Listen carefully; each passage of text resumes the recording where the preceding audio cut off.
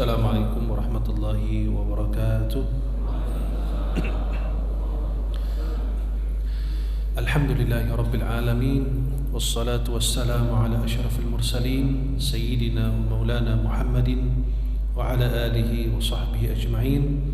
Asyhadu an la ilaha illallah wahdahu la syarika lah, lahul mulku wa lahul hamd, yuhyi wa yumitu wa huwa ala kulli syai'in qadir. Asyhadu anna sayyidana Muhammadan abduhu wa rasuluh. Allahumma salli wa sallim wa barik alaihi wa alihi wa ashabihi wa man tabi'ahum bi ihsanin ila yaumiddin wa alaina ma'ahum bi rahmatika ya arhamar rahimin. Para jemaah yang dimuliakan Allah, uhibbukum jami'an fillah. Saya mencintai kalian semua karena Allah. Semoga Allah senantiasa mempertemukan kita di dunia dalam taat dan di akhirat di surganya Allah. Senang sekali di pagi hari ini bisa memandang wajah-wajah penghuni surganya Allah, wajah-wajah yang penuh dengan cahaya, cahaya lampu terlalu terang. Subhanaka la ilma lana illa ma 'allamtana innaka antal alimul hakim. Rabbi shrah li sadri wa yassir li amri wahlul 'uqdatam min lisani yafqahu qawli. Para jemaah yang dimuliakan Allah, alhamdulillah kita sudah menjalankan puasa Ramadan selama 30 hari dan salat tarawih juga dan amal ibadah lainnya. Yang pertama, kita harus bersyukur kepada Allah sudah diberikan kesempatan ikut berpuasa. Banyak sahabat, saudara, keluarga, mereka penuh dengan harapan berjumpa dengan Ramadan. Ternyata mereka dipanggil oleh Allah terlebih dahulu. Mereka sudah menghadap Allah, membawa amal baik dan buruknya. Dia akan bertanggung jawab di hadapan Allah. Allah berfirman, فَمَنْ يَعْمَلْ مِثْقَالَ ذَرَّةٍ خَيْرًا يَرَهُ وَمَنْ يَعْمَلْ مِثْقَالَ ذَرَّةٍ شَرًّا يَرَهُ. Kebaikan sekecil apapun mereka bertanggung jawab. Begitu dengan dosa dan keburukan. Tinggal kita aja bagaimana kita bersyukur kepada Allah, penuh dengan kegembiraan bahwa kita diberi kesempatan berpuasa, salat, khatam Al-Quran, bersedekah, salat tarawih, dan mengerjakan amal ibadah lainnya. Biasanya kalau di Ramadan rajin baca Quran, puasa, dan salat tahajud, salat tarawih dan lain. Selepas Ramadan turun lagi. Biasa. Iman itu dalam aqidah Ahlussunnah wal Jamaah yazidu wa yanqus, bertambah dan berkurang. Imam Bukhari, Abu Abdullah Muhammad bin Ismail Bukhari, pengarang Sahih Bukhari, beliau mengatakan, aku berjumpa dengan 1000 ulama ahli hadis. Semua sepakat bahwa iman bertambah dan berkurang. Bertambah dengan taat, berkurang karena maksiat. Maka dalam aqidah Ahlussunnah wal Jamaah, al-imanu yazidu wa yanqus, yazidu bil ta'ah wa yanqusu bil ma'siyah. Iman bertambah dan berkurang, bertambah dengan taat, berkurang dengan maksiat. Itu aqidah. Di dalam kitab Syarhul Baijuri ala Jawharatut Tauhid, iman kita itu terbagi menjadi 4. Halo? Halo? Masih hidup? Ini melek ngantuk apa? Iman kita terbagi menjadi 4. Yang pertama, imanun yazidu wala yanqus. Iman yang bertambah tidak pernah berkurang. Iman siapa? Para nabi dan rasul. Gak mungkin iman yang berkurang, gak mungkin iman yang turun, karena dia maksum. Maka terus iman yang meningkat. Yang kedua, imanun la yazidu wa la yanqus. Iman yang tidak bertambah dan tidak berkurang. Siapa? Malaikat, karena diciptakan dalam taat. Yang ketiga, imanun yazidu wa yanqus, iman yang bertambah dan berkurang. Siapa? Manusia selain para nabi dan rasul, karena nabi rasul manusia juga. Maka biar kita keluarkan para nabi dan rasul, manusia selain para nabi dan rasul, karena mereka juga manusia. Yang keempat, imanun yanqusu wa la yazid, iman yang berkurang tidak pernah bertambah. Siapa? Hah? Siapa? Masa syaitan lihat saya? Syaitan itu nggak punya iman. Kalau dia punya iman, dia sudah sujud terlebih dahulu ke Adam. Dia nggak punya iman, maka dia terkutuk. Syaitan itu beda dengan jin. Syaitan itu yang nakal, jin itu induknya. Maka jin itu karena tertutup, maka disebut janin, yang di rahim ibunya janin, karena tidak terlihat. Maka jin itu terbagi menjadi dua, baik dan buruk. Tapi kalau syaitan buruk semua, maka kita baca a'udzubillahi minasyaitan, bukan minal jin. Syaitan itu asal dari kalimat syaitana, ba'udah, jauh dari rahmat Allah. Dia mendekat ke langit dilempar dengan bintang, dekat di bumi, a'udzubillahi minasyaitan. Tidak disukai keberadaannya dimanapun dia berada. Maka para jemaah yang dimuliakan Allah, iman yang berkurang tidak pernah bertambah bukan iman para syaitan, tidak. Imannya orang ahli maksiat. Karena dari maksiat ke maksiat imannya menurun. Maka itulah wajar kita, iman kita bertambah dan berkurang, dan itu sejak zaman Nabi sudah ada dan ada hadisnya dalam Sahih Imam Muslim. Selepas Ramadan biasa masjid-masjid mulai sepi. Padahal kita selama Ramadan 30 hari puasa nggak kenapa-kenapa kok. Salat tarawih 30 hari nggak masalah, nggak keberatan. Masa selepas Ramadan nggak bisa 2 rakaat juga? Masa selepas Ramadan nggak bisa puasa Senin Kamis? Masa selepas Ramadan tidak bisa baca Quran walaupun sehari 5 ayat? Tapi giliran baca WA berjam-jam nggak bosan kok. Berita setiap hari ditonton sama dia. Padahal berita itu tidak mengantarkan ke surga kok. Tapi kalau baca Quran itu mengantarkan ke surga. Kata Imam Ghazali atau Al-Ghazali, boleh dua, Al-Ghazali atau Al-Ghazali, Abu Hamid, pengarang Ihya Ulumuddin, wafat 505 Hijriah. Beliau mengatakan, saya tidak mengetahui kitab bisa mendekatkan diri kita kepada Allah melainkan Al-Quran. Gak ada. Maka Al-Quran itu seperti roh bagi kita umat Islam. Kalau umat Islam tanpa Al-Quran itu seperti jasad tanpa roh. Makin jauh dari Al-Quran, makin jauh dari Allah. Dan setiap penulis kitab mengatakan, mohon maaf jika ada kesalahan dalam tulisan, hubungi penulis atau penerbit, kecuali satu kitab, la raiba fi, tidak ada keraguan sedikit pun di dalamnya. Kita tidak bisa merubah isi Al-Quran, tapi isi Al-Quran bisa merubahmu. Kita tidak bisa merubah isi Al-Quran, nggak bisa. Tetapi isi Al-Quran bisa merubah kita. Maka para jemaah yang dimuliakan Allah, istiqamah selepas Ramadan itu yang kita cari, yang kita harapkan. Ada hadis, ada di dalam hadis Arba'in Imam Nawawi, hadis seorang sahabat namanya Sufyan bin Abdullah.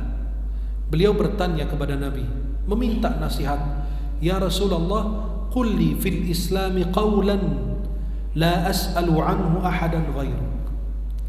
Ya Rasulullah, katakan kepadaku dalam Islam ini satu kalimat yang saya tidak akan nanya orang lain selainmu, cuma cukupmu aja. Apa kata Nabi? Kalimat singkat, qul amantu billahi thumma istaqim. Katakan aku beriman kepada Allah lalu kau istiqamah. Selepas kita beriman, kita diminta istiqamah. Artinya apa? Istiqamah itu, kata Sayyidina Ali bin Abi Thalib, tetap mengerjakan kewajiban, menjauhi dari maksiat, tetap mengerjakan ibadah dan ketaatan kepada Allah Subhanahu wa ta'ala.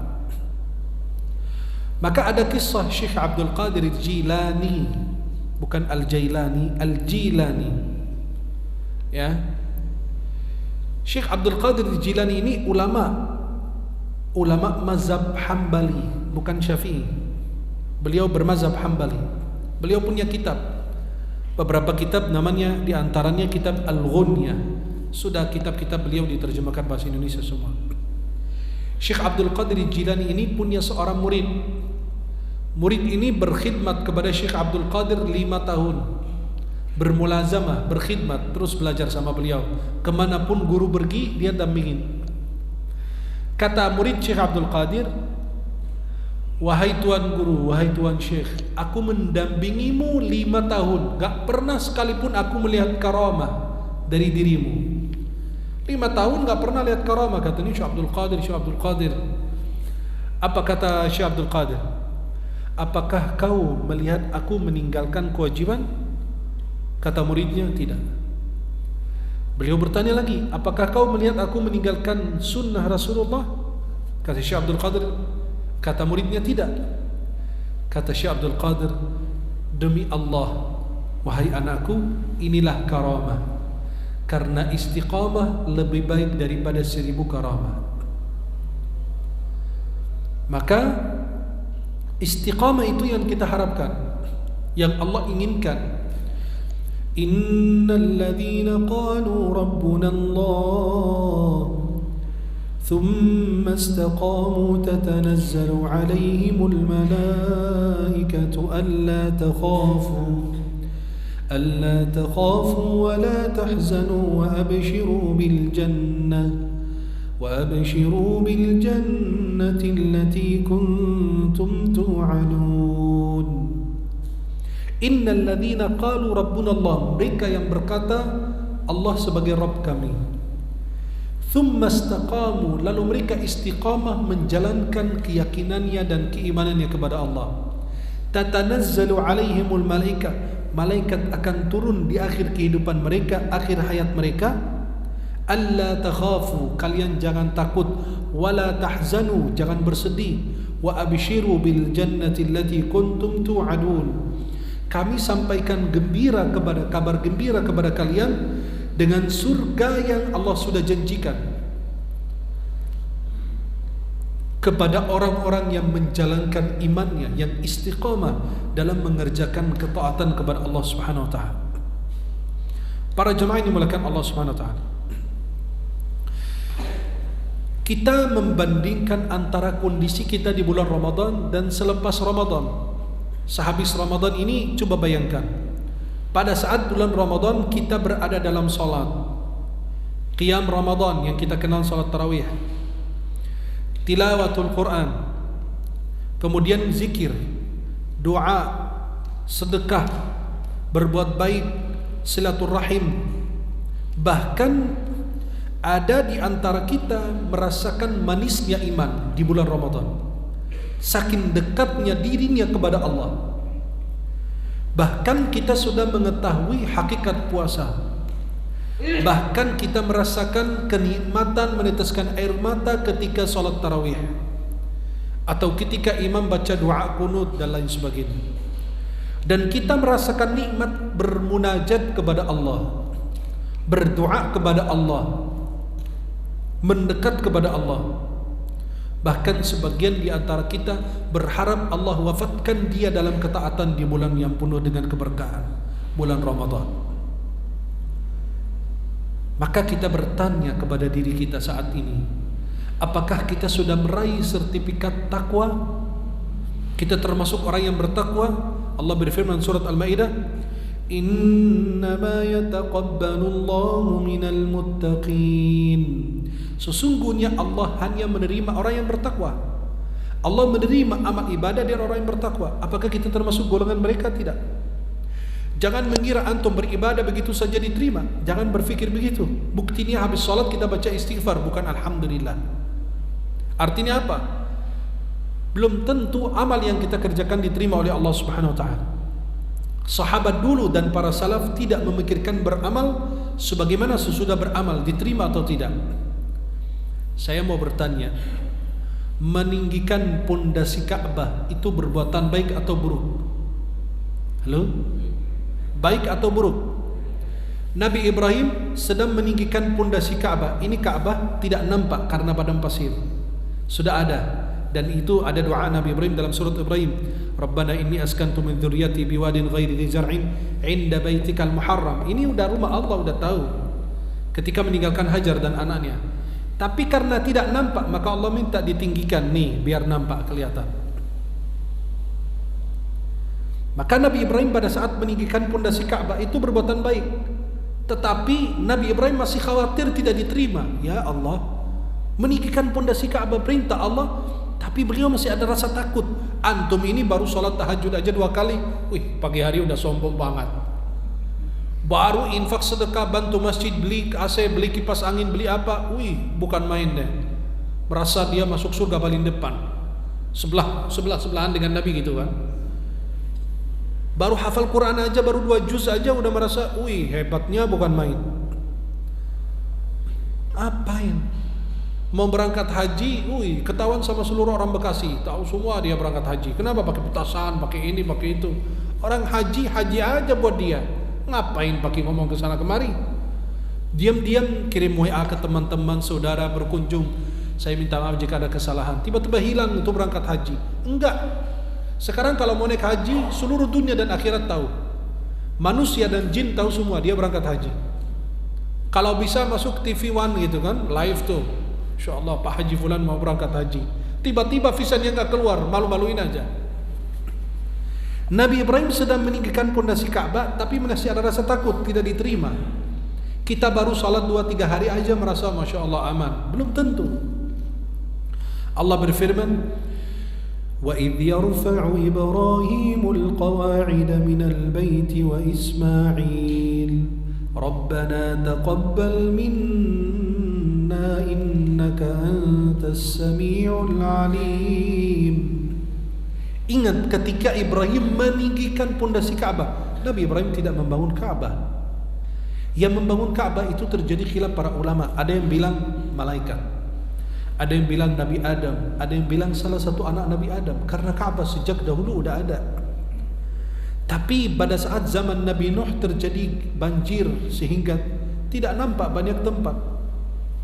Sampai gunung aja ketutup semua. Bayangkan itu tinggi banjirnya itu setinggi apa. Sampai anaknya aja mau naik ke gunung aja diselamatkan ternyata tenggelam juga. Wa idh yarfa'u Ibrahimul qawa'ida minal baiti wa Ismail. Ingat ketika Ibrahim dan Ismail meninggikan pondasi Ka'bah. Mereka berdoa, Rabbana taqabbal minna, ya Allah terimalah dari kami, ya Allah. Berarti beliau masih ada rasa takut, rasa khawatir tidak diterima. Maka selepas sholat kita baca istighfar, ya Allah ampuni kelalaian saya, tidak khusyuknya saya di dalam sholat tadi. Maka khusyuk dalam sholat itu wajib. Khusyuk dalam salat hukumnya inti dari salat, qad aflahal mu'minuna alladzina hum fi salatihim khashi'un. Khashi'un itu apa? Jadi khilaf para ulama. Ada yang bilang khashi'un itu orang yang tidak banyak gerak, diam dalam salat. Khashi'un itu ada yang bilang tidak. Yang dimaksud khashi'un itu adalah orang yang memperhatikan dan merenungi ayat yang dia baca, doa yang dia panjatkan kepada Allah, zikir yang dia baca dan lain sebagainya. Pada saat sholat tidak khusyuk kita. Selepas sholat kita ternyata 4 rakaat 2 rakaat tadi ada yang pikirannya kemana-mana. Wajib diulang tidak? Kata ulama, gugur kewajiban tapi tidak perlu diulang. Padahal tadi nggak khusyuk. Coba kalau Allah nuntut kita wajib khusyuk dan wajib diulang kalau sholatnya tidak khusyuk, kita nggak keluar dari masjid. Subuhnya bisa diulang berkali-kali itu nggak kelar. Betul nggak? Kalau kita lagi sholat zuhur, ternyata tadi nggak khusyuk. Kalau wajib diulang, repot. Ulang lagi, lah belum juga. Ulang lagi. Tiba-tiba istri manggil, kapan lu selesai sholat? Kita mau makan mau minum, gitu kan? Jadi itulah nikmat Allah bagi kita. Allah la yukallifullahu nafsan illa wus'aha. Kewajiban ibadah gugur, tapi sayang sekali tidak ada pahalanya karena tidak ada khusyuk yang dicari-cari dalam ibadah-ibadah kita. Para jemaah yang dimuliakan Allah Subhanahu wa taala, jadilah hamba Allah bukan hamba Ramadan. Saya yakin kalian kenal yang kanan dan kiri kalau bulan Ramadan. Coba selepas Ramadan kemana dia? Meninggal apa masih hidup? Yang uniknya di Indonesia yang ana lihat ya, dan banyak negara Islam juga, Uniknya salat Idul Fitri, Idul Adha ramai enggak?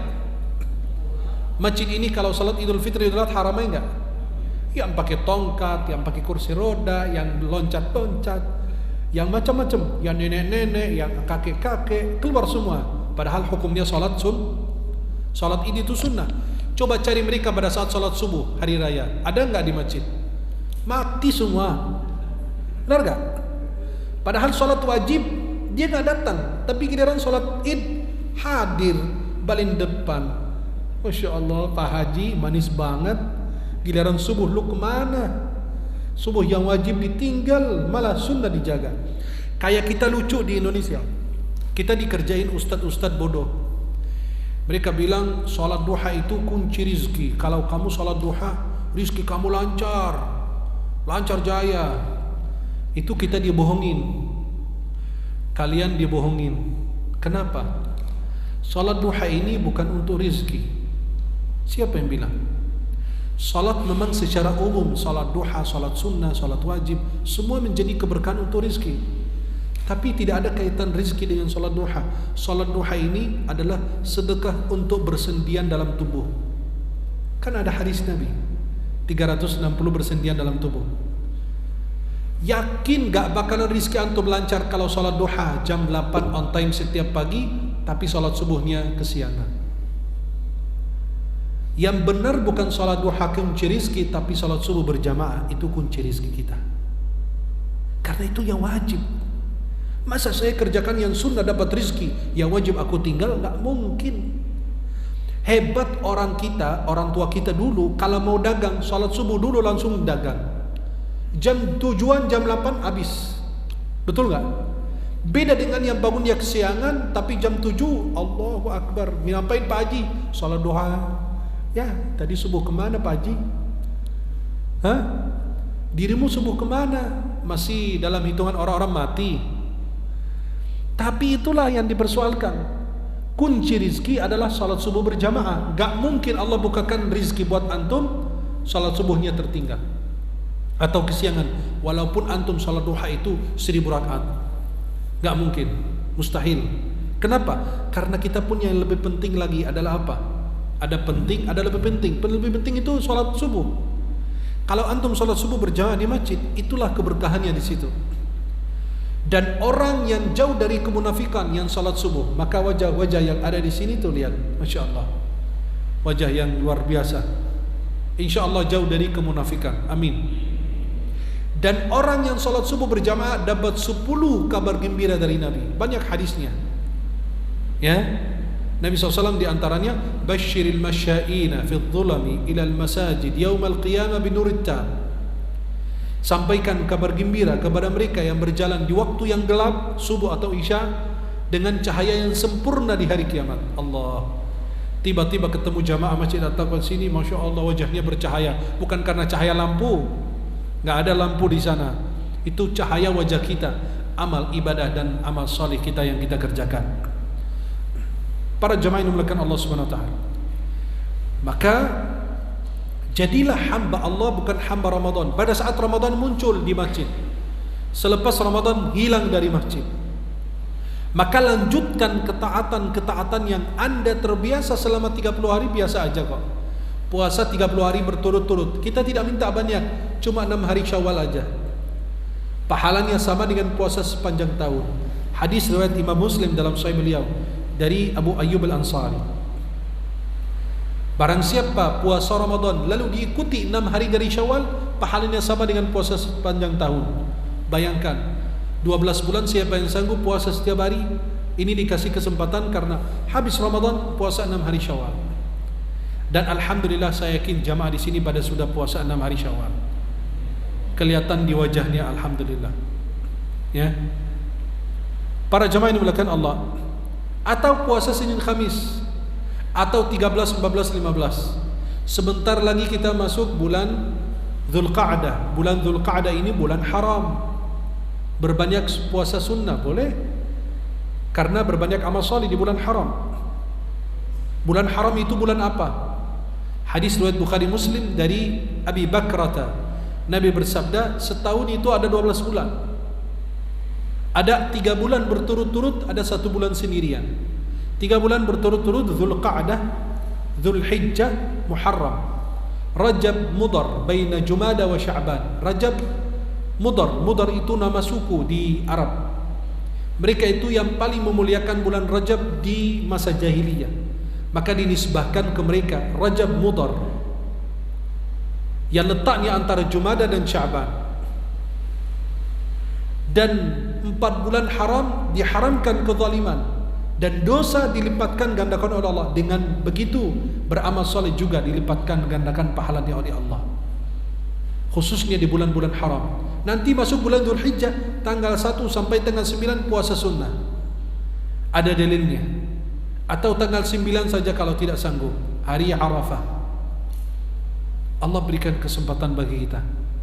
Ada sunnah puasa Daud 13, 14, 15, puasa Ashura dan lain sebagainya, banyak. Anda bisa teruskan. Jangan sendirian. Sebagai suami, ajak istri dan anak, ayo puasa berjamaah, puasa bersama. Sebulan sekali aja, hari Senin atau hari Kamis bersama-sama sama keluarga. Jangan curang, jangan masuk surga sendiri, nggak ngajak istri dan anak.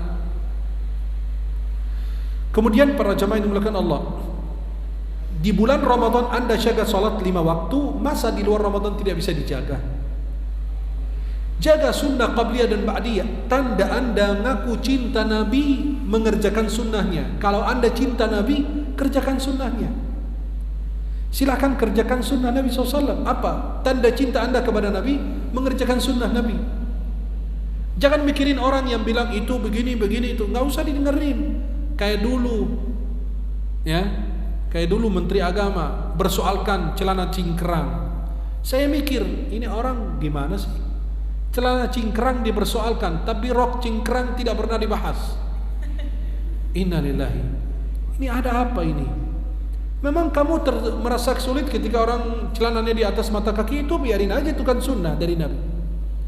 Ya, minimal dalam mazhab Syafi'i itu makruh. Kalau orang menjulurkan pakaian di bawah mata kaki, itu khusus laki-laki, perempuan enggak. Pakaian perempuan semua di bawah mata kaki, enggak. Kadang-kadang dipersoalkan hal-hal yang sudah disepakati, sudah diselesaikan para ulama. Ini kan dia tanda cinta kepada Nabi, ya, dia meniru Nabi. Dia berjenggot karena ikutin Nabi, dia bersiwak karena Nabi, dia sholat sunnah qabliyah ba'di karena Nabi, cinta kepada Nabi. Dulu para salafus saleh mengerjakan sunnah karena sunnah, ini dari Nabi, udah, nggak usah dipikirin sunnah muakkad, ghairu muakkad, sunnah ditekankan atau tidak, dia nggak mikirin, yang penting dikerjakan Nabi, ya dia ikut. Tapi sekarang kita meninggalkan sunnah, cuma sunnah, dikerjakan dapat pahala, tidak dikerjakan rugi. Sunnah dikerjakan dapat pahala, tidak dikerjakan rugi. Memang istilah ulama, dikerjakan dapat pahala, tidak dikerjakan tidak mengapa. Yuthabu fa'iluha wa la yu'aqabu tarikuha. Tapi itulah mereka yang semangat bilang sunnah Nabi dikerjakan dapat pahala, tidak dikerjakan rugi. Sunnah qabliyah ba'diyah antum remehkan itu, yang antum abaikan, yang antum tinggalkan, itu akan menutupi kekurangan salat fardu kita di hari kiamat. Hadisnya riwayat Tirmidzi dari Abu Hurairah. Nabi bersabda, yang pertama akan dihisab salat. Jika salat lancar, berikutnya lancar. Jika salatnya susah, tidak diterima, yang lain tidak diterima. Allah berfirman, apabila seorang hamba ada kekurangan salat fardu, Allah berfirman kepada malaikat, unzuru hal 'abdi min tatawwu', cari apakah hamba ini punya salat sunnah tidak. Nanti kalau mereka menemukan ada salat sunnah qabliyah ba'diyah, salat tarawih, itu akan menutupi kekurangan salat fardu antum, ditambal.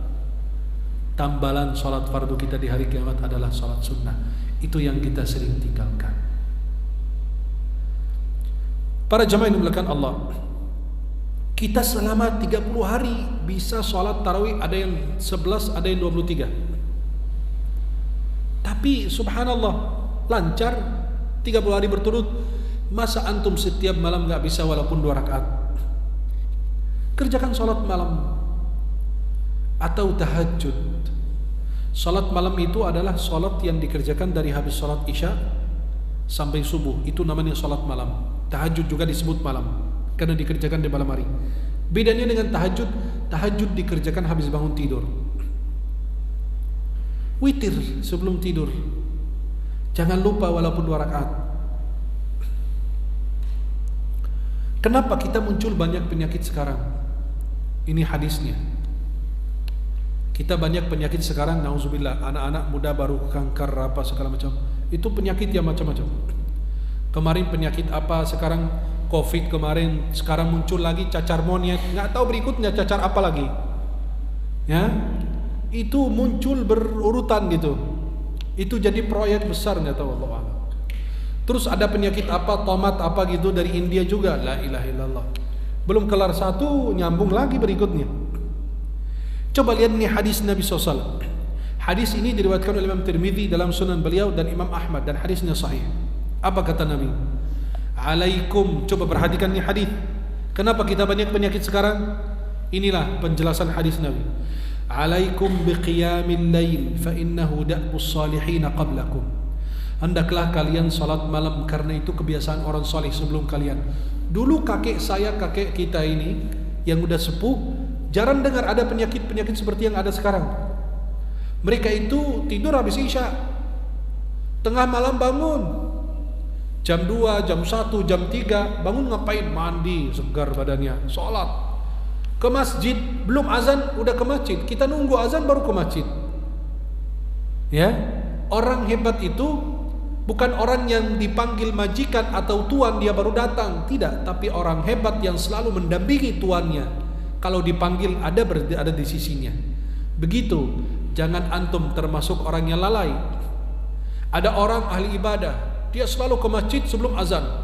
Teman-temannya nanya, kenapa kamu ke masjid sebelum azan, bukan nunggu azan dulu? Kata beliau apa? Azan itu peringatan orang lalai, dan saya tidak mau termasuk mereka yang lalai. Ya salam. Azan aja mau dikurangin suaranya katanya, nggak boleh digedein suara azan. Lah itu bukan azan dong, talqin mayat. Mana ada talqin mayat terkencang-kencang suaranya? Pasti la ilaha illallah.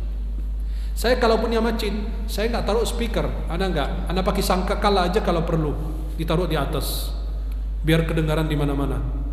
Kenapa kita malu dengan suara azan? Apa yang memalukan kita dengan suara azan? Yang nggak suka azan itu cuma satu, syaitan. Sudah itu aja. Syaitan itu pada saat azan dia kabur, lari, berkentut-kentut. Kenapa? Biar nggak mau dengar suara azan. Berarti yang nggak suka suara azan itu siapa? Iya, tapi jangan bilang syaitan lihat saya juga. Astagfirullah. Para jamaah ini melakukan Allah, hendaklah kalian sholat malam karena adalah kebiasaan orang soleh sebelum kalian.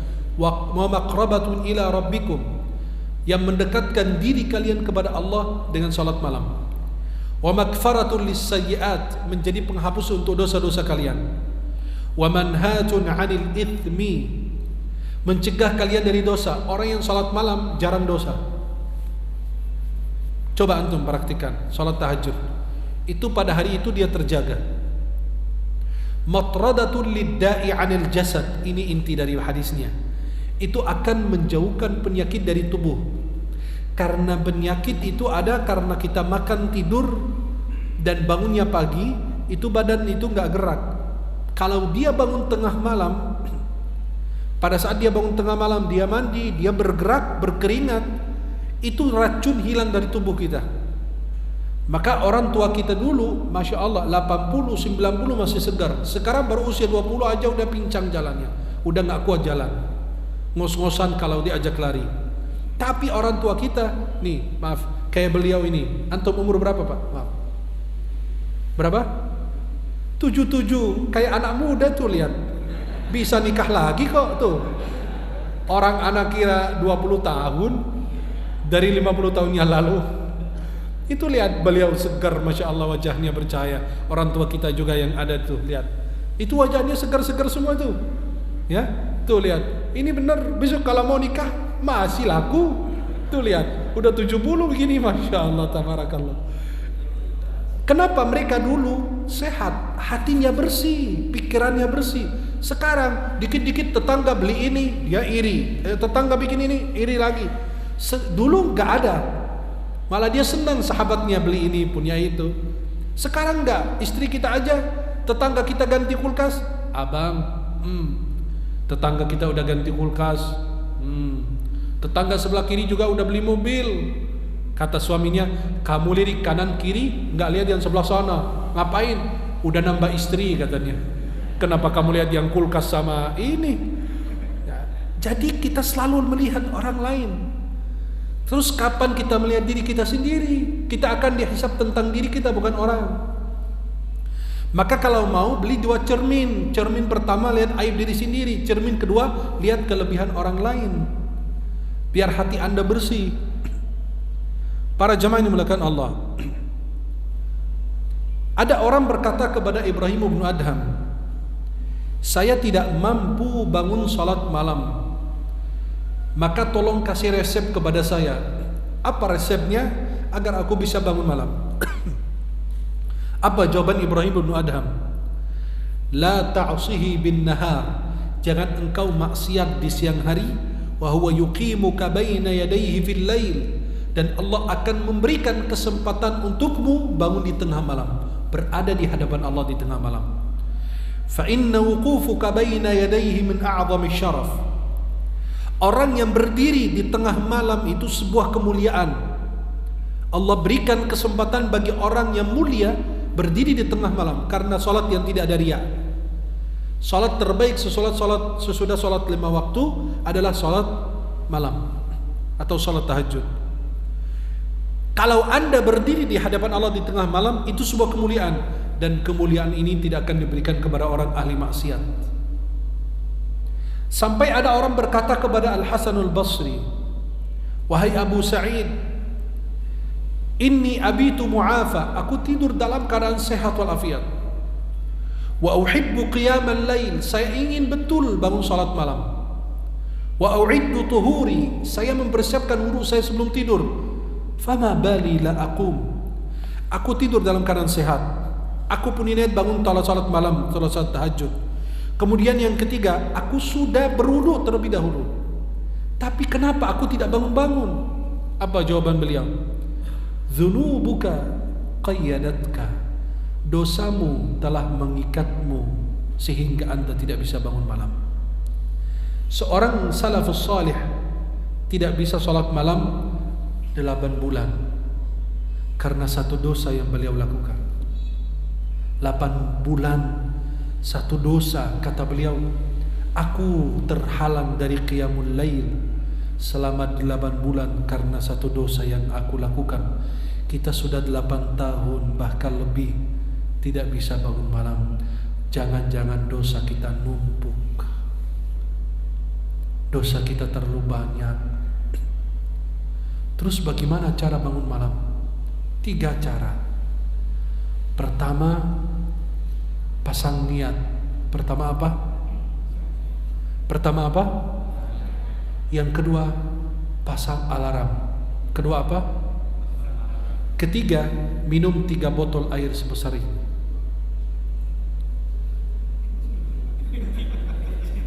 Itu orang malas tuh, kencing kata dia. Jadi 3 cara bangun salat malam. Pertama, pasang niat, pasang alarm, minum air banyak. Saya yakin tengah malam Anda akan bangun. Berwudu, bukan kencing. Kan kita tetap ke WC kan? Tapi kita bahasa yang lebih mantap kepada Allah. Hei, kamu bangun ngapain? Aku mau wudu, padahal dia mau pipis. Betul? Saya yakin bangun. Masa giliran panggilan perut bangun, giliran panggilan Allah ditunda? Ya salam. Saya kalau ke bandara, saya jam 11-an ada penerbangan ke Pontianak. Saya kalau masuk bandara itu subuh ramai, jarang ada yang ketinggalan pesawat. Giliran pesawat aja dia bangun, tapi giliran subuh dia tidak bangun-bangun. Sampai ada orang inunannya sama Ustadz, kalau orang meninggal diazanin, iya, boleh nggak kita ganti azan biasa pakai azan subuh ke mayat? Hidup lagi nggak Ustadz? Kan mayat diazanin kan azan biasa kan? Azan zuhur, asar biasa. Kita kalau pakai azan subuh buat mayat, hidup lagi enggak? As-salatu khairum minan naum, gitu kan? Ya. Nah, apakah mayatnya hidup? Kata ustadznya, ya, orang hidup aja diazanin enggak hidup, apalagi yang mati, bagaimana cara hidupnya? Maka subhanallah, panggilan perut, kita lari ke kamar mandi. Tengah malam bangun, tidur nyenyak. Aduh mulus, lari ke kamar mandi. Tapi panggilan perut, masa panggilan Allah kita tunda-tunda? Masa panggilan pesawat Anda sebelum subuh sudah berada di masjid? Lah, tumben jam 3 bangun, saya ada penerbangan subuh. Lah, subuh aja kamu nggak bangun ke masjid, giliran ada pesawat takut ketinggalan. Masa tidak takut ketinggalan Allah, tidak takut ketinggalan rahmat Allah, tidak takut ketinggalan kasih sayang Allah, tidak takut ketinggalan keberkahan dari Allah? Masa penerbangan aja takut ketinggalan? Takut ketinggalan, tapi kalau panggilan Allah tidak. Maka kita kalau di Indonesia dengar azannya itu beda. Kalau di Arab beda dengan Indonesia azan subuhnya. Pada saat baca as-salatu khairum minan naum, coba kalau di Arab as-salatu khairum minan naum, salatnya panjang, tidurnya pendek. Kalau di Indonesia beda azannya. As-salatu khairum minan naum,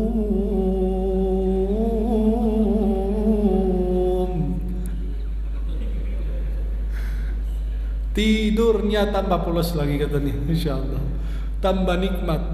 Biasanya syaitan itu pintar, tapi saya pengen ngajarin dia nggak tahu. Memang dia pintar.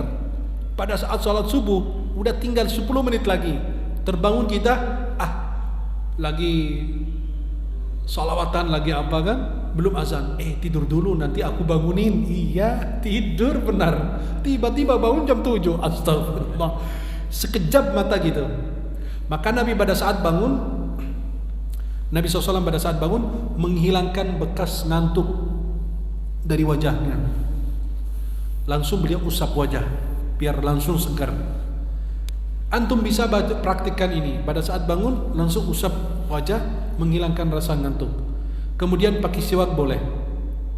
Kemudian baca Rabbi a'udzu bika min hamazati syayatin wa a'udzu bika rabbi ay yahdurun, surat Al-Mu'minun. Antum baca doa ini, syaitan pasti pergi.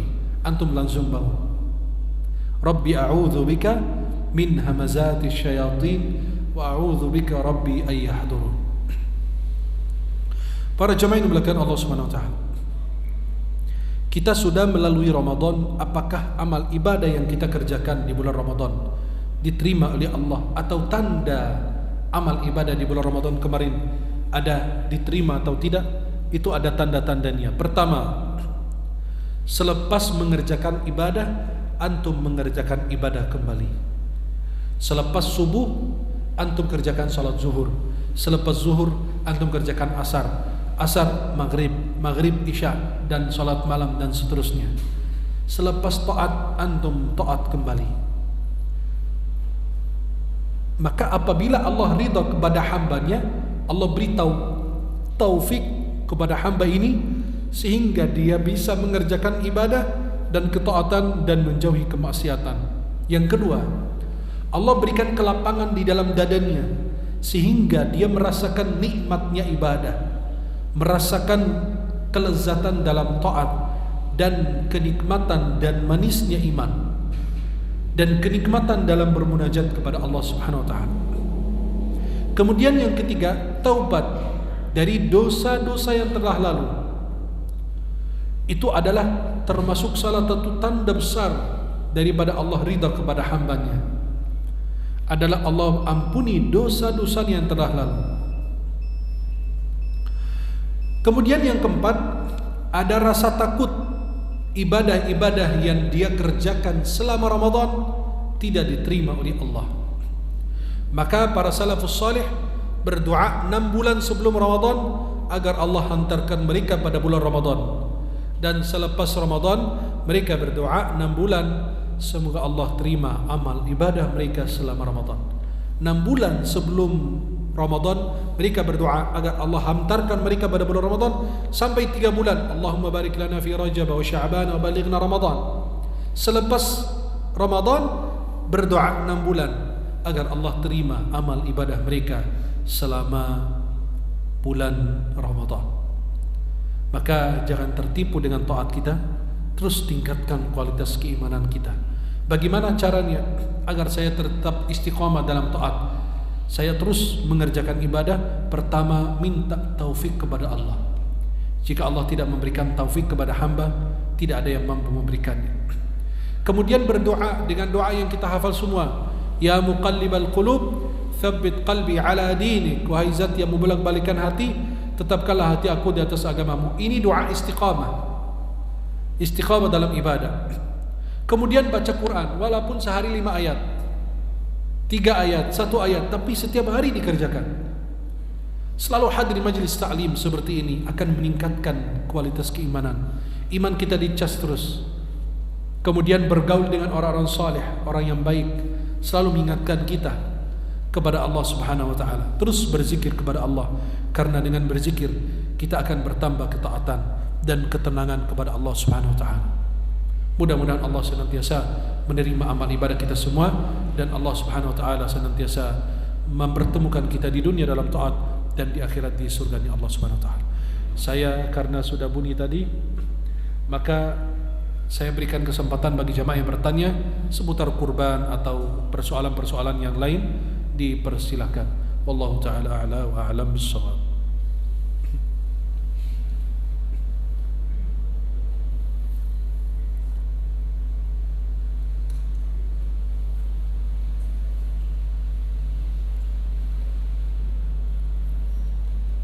Silakan, tafadhal. Waalaikumsalam warahmatullahi.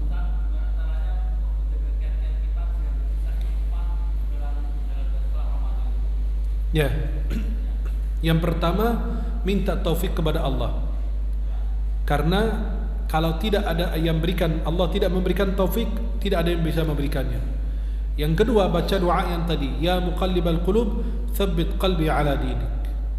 Yang ketiga, selalu bergaul dengan orang yang baik, karena mereka mengingatkan kita kepada Allah. Qaumun idza ru'u dzikrallah. Sebagian kelompok kalau kita lihat wajah mereka, kita ingat Allah. Yang keempat, kita selalu hadir majlis ta'lim, majlis ilmu, majlis zikir. Yang kelima, membaca Al-Quran dan mentadabburi artinya. Yang keenam, berzikir kepada Allah Subhanahu wa taala. Ala bi dzikrillah tatma'innul qulub. Hati kita kalau kita berzikir akan tenteram insyaallah. Itu di antara kiat-kiatnya. Wallahu taala a'lam bissawab. Barakallahu fiik. Silakan, ada yang mau bertanya lagi? Oh, silakan. Waalaikumsalam.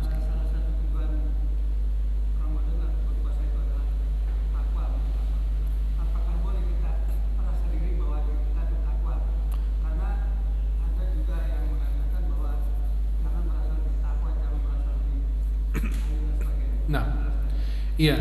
Allah berfirman, "Innama yataqabbalullahu minal muttaqin." Sesungguhnya Allah hanya menerima dari orang yang bertakwa. Allah berfirman, "Ya ayyuhalladzina amanu kutiba alaikumus shiyamu kama kutiba alal ladzina min qablikum la'allakum tattaqun." Fungsi dan tujuan dari Ramadan sertifikat takwa. Tapi tidak ada yang tahu siapa yang dapat sertifikatnya. Antum bisa tahu dengan tanda-tandanya. Seperti apa? Selepas Ramadan ibadah antum meningkat, akhlak kita makin bagus, rajin hadir majlis ta'lim, rajin baca Quran, salat malam, itu berarti antum sudah raih sertifikat takwa. Maka kita mengucapkan selamat bagi mereka yang terus meningkatkan ibadahnya selepas Ramadan. Mereka telah meraih sertifikat takwa, dan menyampaikan bela sungkawa kepada mereka yang telah mensia-siakan Ramadan. Ternyata selepas Ramadan dia malas beribadah. Itulah ciri-cirinya. Tapi jangan berbangga. Nabi Ibrahim aja meninggikan pondasi Ka'bah aja masih ada rasa takut. Maka kita harus ada rasa takut. 2, kata Imam Ibnul Qayyim, seorang hamba menuju Allah dengan 2 sayap. Seperti burung memiliki 2 sayap, harus seimbang. Sayap pertama raja, sayap kedua khauf. Raja itu berharapan, yang kedua adalah rasa takut. Rasa takut tidak diterima, tapi punya harapan akan diterima karena Allah Ar-Rahmanur Rahim. Jelas? Wallahu a'lam. Nah, silakan, fadhil. Sudah ada mic-nya? Oh, silakan. Waalaikumsalam warahmatullahi wabarakatuh. Jadi Pak Ustaz menyampaikan bahwasanya kita hendaknya tidak pernah lupa untuk membaca ayat Al-Quran. Nah, Walaupun hanya satu ayat. Nah, untuk mengamalkan ini misalnya, karena mungkin untuk membuka Al-Quran juga ada masalah. Kalau cuma satu ayat, oke, kita baca Al-Ikhlas. Itu sudah 4 ayat. Apakah itu mewakili ya. untuk merutinkan membaca Al-Quran secara tajam tersebut? Demikian ya, Mas. Nah, surat Al-Ikhlas ini pahalanya sepertiga Al-Quran. Tetapi jangan kita Al-Quran 114 surat cuma hanya 1-2 surat yang kita baca, seperti Yasin, Al-Mulk, Al-Waqi'ah, ya, itu yang dibaca. Selebihnya ditinggal. Padahal Al-Quran itu nikmat semua, keindahan.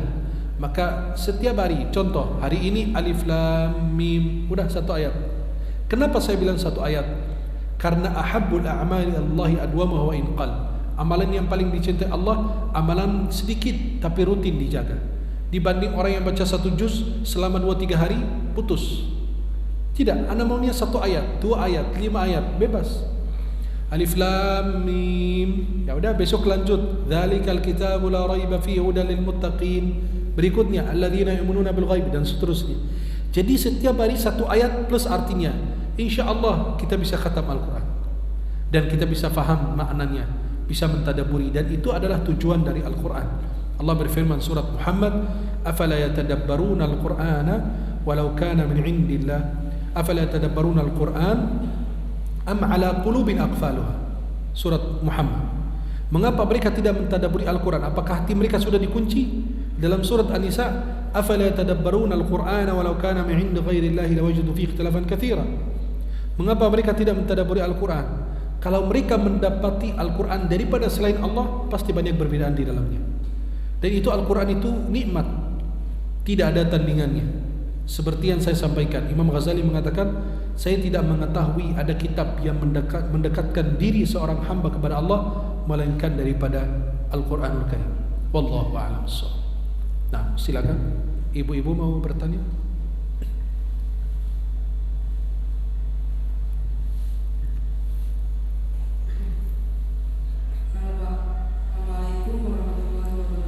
Waalaikumsalam warahmatullahi wabarakatuh. Ustaz, saya mau tanya, Saya mau jawab. ya, gimana caranya supaya sholat itu khusyuk? Nah, jangan mikirin suami dan anak-anak. Bagaimana salat kita khusyuk? Salat kita khusyuk itu ada persiapan sebelum salat. Jangan menunggu azan, tapi sebelum azan sudah mempersiapkan diri. Berwudu terlebih dahulu. Jangan pada saat salat itu mengebut bacaannya. Orang itu baca Al-Fatihah itu hitungan detik. Alhamdulillahirabbil alamin arrahmanir rahim maliki yaumiddin iyyaka na'budu. Seperti salat tarawih tercepat di Indonesia, di dunia. Ya. Maka pada saat mulai takbiratul ihram baca doa iftitah. Habis itu baca ta'awudz, a'udzubillahi minasyaitonir rajim. Baca dengan tartil. Ya. Baca dengan tartil. Kemudian tumakninah dalam mengerjakan salat. Singkirkan hal-hal yang menyibukkan kita dalam salat, seperti sajadah yang banyak motifnya, atau di depan sesuatu yang bisa menyibukkan kita. Itu dijauhkan karena makruh, akan menyibukkan kita ketika pada saat salat. Kayak gini bagus tuh. Jadi karpetnya polos gitu, bagus. Jadi tidak mengganggu orang untuk bisa pada saat lihat khusyuk sujudnya, dia nggak ada banyak motif, nggak ada gambar. Jadi lebih enak, nyaman.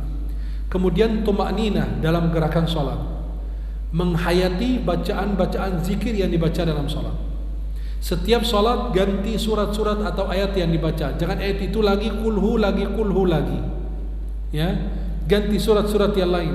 Nanti baca li'ila fi Quraisy. Salat rakaat berikutnya ara'aital ladzi yukadzibu bid-din. Salat berikutnya inna a'tainakal kautsar. Rakaat berikutnya qul ya al-kafirun. Salat berikutnya idza ja'a nasrullahi tabbat yada qul huwallahu ahad qul a'udzu birabbil falaq qul a'udzu. Jadi setiap rakaat berbeda-beda ayatnya. Tapi kalau cuma qul ya al-kafirun atau qul huwallahu ahad yang sering dibaca, qul huwallahu ahad 4 rakaat, 2 rakaat, ya kan nggak ada perbedaan. Jadi kayak sesuatu yang dibaca terus menerus begitu aja. Tapi kalau menambah hafalan surat-surat baru, jadi kita akan berhati-hati pada saat baca, takut terjadi kesalahan. Itulah bisa menyebabkan khusyuk. Dan orang yang khusyuk itu yang tidak banyak gerak dalam sholat. Artinya apa? Usahakan untuk mengontrol diri pada saat sholat agar tidak banyak gerak, agar tidak merusakkan sholat kita atau ibadah kita. Ya. Dan ada beberapa hal yang lain di YouTube saya bahas agar sholat kita khusyuk. Ya, ada kajian sekitar hampir 1 jam tentang bagaimana bisa mempersiapkan diri. Kemudian dengerin azan, ikutin azan, baca doa sehabis azan. Kemudian antara azan dan iqamah berdoa agar Allah berikan khusyuan dalam salat, dan itu terus dicari. Jangan cuma hanya ini, terus dicari juga. Walaupun ada ilmunya, tetap harus dipraktikkan dan diwujudkan dalam setiap aktivitas ibadah kita. Ya. Kemudian jangan salat di depan TV, contoh. Ada yang salat di depan TV tuh, TV di depan lagi nonton. Ya. Nah, itu kan bahaya juga. Atau sebelah, atau lagi mau makan, makanan sudah dihidangkan, dia mau sholat, padahal dia lagi lapar, makan dulu baru sholat. Terus ada persiapan, sebelum sholat itu buang angin, buang dulu, jangan ditahan. Mau buang air kecil, mau air besar, diselesaikan dulu, biar perut kita bersih. Pada saat wudhu berkumur-kumur yang bersih. Kenapa? Jangan ada sisa makanan, bakso, rendang tadi masih tersisa, sehingga pada saat sholat, itu yang tadi ya, nyangkut ternyata. Itu jadi menyibukkan kita dalam sholat. Maka itu ada persiapan sholat dari sebelum sholat dan ketika sholat. Ya. Dan insya Allah kita terus berdoa, semoga kita meraih kekhusyuan dalam sholat kita. Amin ya rabbal alamin. Wallahu a'lam bishawab. Silakan, ada yang mau bertanya lagi? Assalamualaikum warahmatullahi wabarakatuh. Waalaikumsalam warahmatullahi wabarakatuh. Boleh saya bertanya Pak Ustaz? Saya mau menjawab. Definisi Islam ini, iman dan takwa ini kayak mana Pak Ustaz? Islam, definisi Islam, iman dan takwa. Definisi Islam dan iman itu ada dalam hadis Nabi. Hadis Jibril. Jibril ketika datang dalam rupa manusia kepada Nabi, lalu bertanya tentang Islam. Apa itu Islam? Islam itu zahirnya, apa casingnya, luarnya, bungkusannya. Saya tidak bisa menuduh kafir, tidak, selama dia bungkusannya Islam. Saya nggak tahu isi hatinya. Yang di dalam itu iman, yang nampak itu Islam, yang zahir itu Islam.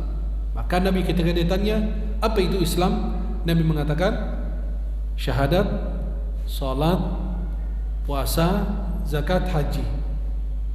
Itu yang nampak, karena salat dilihat, zakat dilihat, hanya puasa antara hamba dan Allah, ya, dan haji umrah juga dilihat dan lain.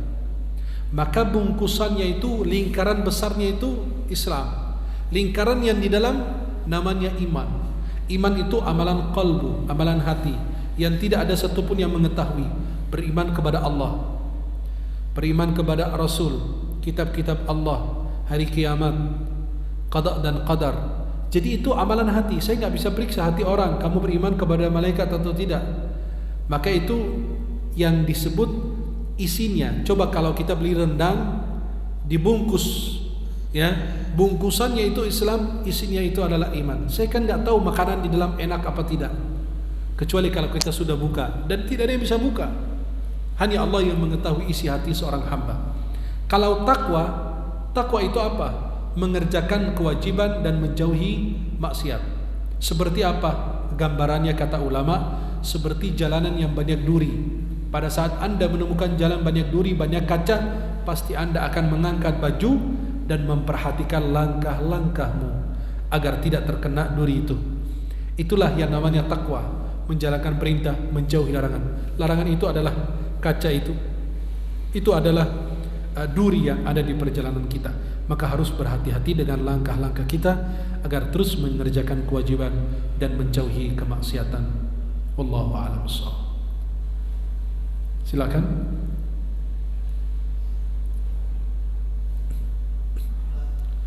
Ya, siap.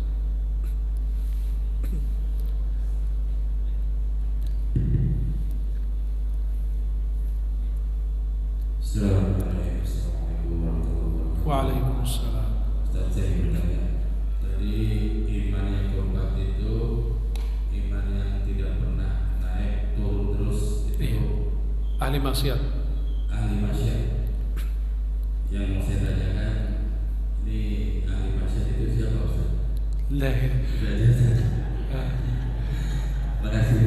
Yang penting bukan antum insyaallah. Assalamualaikum warahmatullahi wabarakatuh. Waalaikumsalam. Antum ini termasuk orang yang kepo, penasaran. Bahaya. Saya nggak berani nunjuk.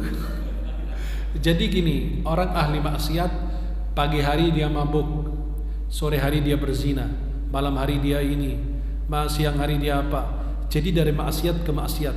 Jadi imannya itu tidak naik, tidak ada perubahan, malah makin menurun. Ya, insya Allah orangnya tidak ada di sini. Ya, maka antum jangan penasaran, orangnya insya Allah tidak ada di sini, karena ini wajah-wajah ahli surga semua. Insya Allah, pada masuk surga semua insya Allah. Sehabis ana masuk surga terlebih dahulu. Masa tidak amin, kalian gak ikhlas betul?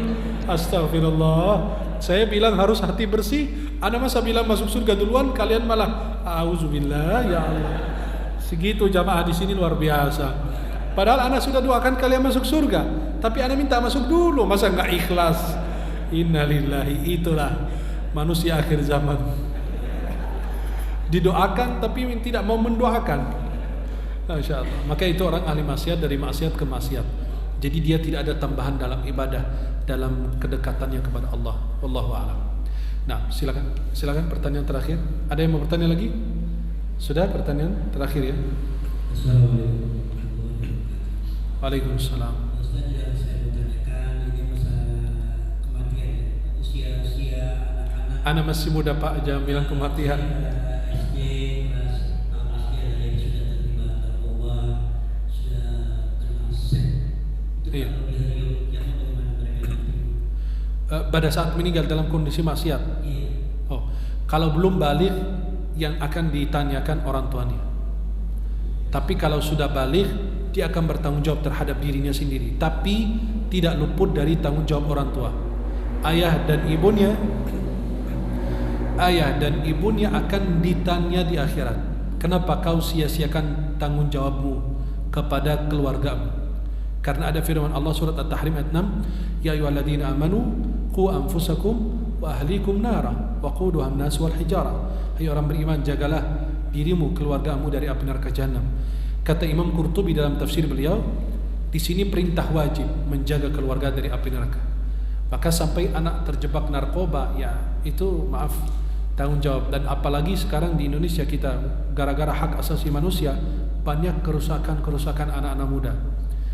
Saya tidak mau ceritakan apa yang saya alami dari konseling di mana-mana di banyak daerah.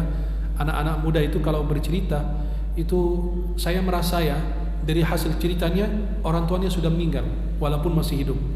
Saya pribadi menganggap orang tuanya sudah mati, bukan meninggal, mati hatinya, mati imannya. Banyak orang tua mencari isi perut anak tapi tidak pernah mencari isi keimanan anak. Dia berusaha mengisi perut anak tapi tidak pernah mengisi keimanan anak. Setiap hari kerja terus, kumpulin harta, meninggal dunia, anaknya gunakan harta dalam maksiat. Orang tuanya yang tanggung jawab. Buat apa? Kita bangun pagi gelap, pulang gelap, cuma cari uang buat anak, tapi nggak pernah ditanya sholatnya, ibadahnya, nggak pernah diajak ke masjid, nggak pernah diajak ke musola. Anak kita subuh kita tinggal di rumah. Mohon maaf, jamaah di sini banyak tuh, ada yang ngajak anaknya, ada yang ngajak juga. Tapi selebihnya anak kita pada kemana? Ada yang bilang kasihan dia lagi mau ujian. Enggak. Anda kasihan di dunia dibanding di akhirat, lebih kasihan lagi. Dan kasihan diri kita juga akan ditanya. Masa ke masjid sendiri nggak ngajak istri dan anak? Kalau istri kita nggak mau ke masjid nggak masalah, yang penting sholat di rumah. Bagaimana kita mau masuk surga? Apakah antum ini masuk ke masjid ini kira antum masuk surga? Wallah tidak. Pasti akan berhenti, ditanya sama Allah. Nih, kemana istrimu? Kemana anakmu? Kita nggak bisa masuk surga begitu, karena kita punya tanggung jawab. Wajib nanti hati-hati.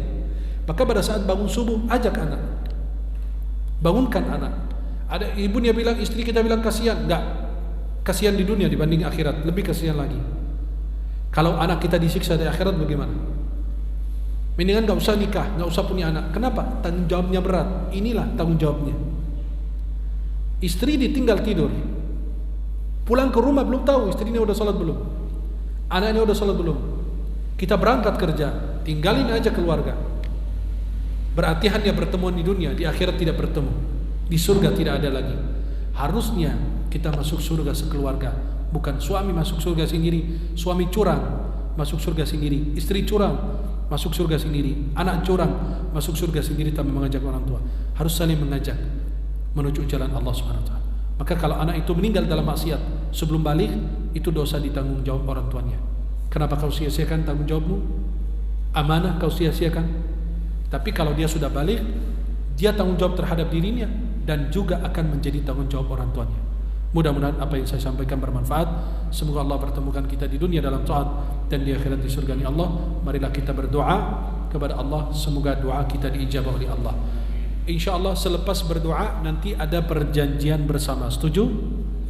Ya. Bismillahirrahmanirrahim. Alhamdulillahirabbil alamin. Ya Rabbana lakal hamdu kama yanbaghi li jalali wajhika wa li 'azimi sultani. Allahumma shalli ala sayyidina Muhammadin fil awwalin wal akhirin. Allahumma ighfir lana wa li walidayna warhamhuma kama rabbayana shighara. Allahumma taqabbal siyamana wa qiyamana wa ruku'ana wa sujudana. واختم بالباقيات الصالحات أعمالنا. ربنا ظلمنا أنفسنا وإن لم تغفر لنا وترحمنا لنكونن من الخاسرين. ربنا تقبل منا إنك أنت السميع العليم وتب علينا يا مولانا إنك أنت التواب الرحيم. ربنا آتنا في الدنيا حسنة وفي الآخرة حسنة وقنا عذاب النار بفضل سبحان ربك رب العزة عما يصفون وسلام على المرسلين والحمد لله رب العالمين. Saya mohon dengan segala hormat silahkan mendekat cari pasangan, bapak-bapak, ibu-ibu masing-masing bergandengan tangan sambil duduk aja. Bergandengan tangan, pegang tangan yang sebelah kanan dan pegang tangan yang sebelah kiri, boleh? Ayo mendekat, cari orang yang dekat, pegang tangannya. Silakan sambil duduk aja. Ibu-ibu silakan bergandengan tangan. Pegang tangan yang sebelah kanan dan pegang tangan yang sebelah kiri. Jangan sampai salah pegang tangan istri orang. Ikutin bacaan saya. Bismillah. Alhamdulillah. Assalatu wassalamu ala Rasulillah. Wahai saudaraku, aku mencintaimu karena Allah, sebagaimana engkau mencintai aku karena Allah. Wahai saudaraku, jika engkau masuk surga, bawalah saya bersamamu. Dan jika aku masuk surga, saya tidak lupa denganmu. Aku mencintaimu karena Allah. Semoga Allah mempertemukan kita di dunia dalam taat dan di akhirat di surga-Nya Allah. Walhamdulillah. Jangan lepas tangannya karena sudah saling berjanji mengajak ke surga. Agar ikat janjinya, silakan perpelukan dengan yang kanan dan kiri. Hati-hati perpelukan dengan ibu-ibu. Silakan masing-masing perpelukan dengan yang sebelah kanan dan sebelah kiri. Mudah-mudahan yang saya sampaikan bermanfaat. Subhanakallahumma bihamdika asyhadu an la ilaha illa anta astaghfiruka wa atubu ilaik. Assalamualaikum warahmatullahi wabarakatuh.